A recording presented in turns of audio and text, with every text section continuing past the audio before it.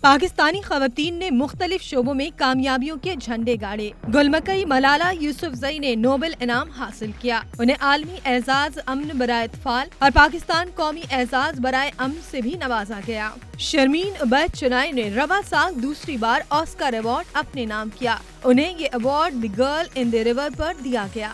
سعد کی بیٹی تبسم عدنان کو خواتین کے حقوق کے لیے انتھک جدوجہد کرنے پر نیلسن منڈیلا ایوارڈ سے نوازا گیا۔ پاکستانی ٹی وی میکینک کی بیٹی ڈاکٹر روزینہ نے بھی ملک کا نام روشن کیا۔ برطانوی دارالعوام ہاؤس آف کامنز کی نشست پر بھاری اکثریت سے جیتی۔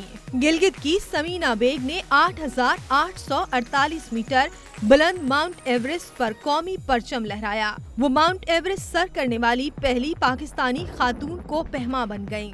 آئی ٹی ایکسپرٹ اور سافٹ ویئر ہاؤس ایسوسی ایشن کے صدر جان آرا کو امریکی صدر نے گلوبل انٹرپرینیورشپ کانفرنس میں لیکچر دینے کے لیے خصوصی طور پر مدعو کیا۔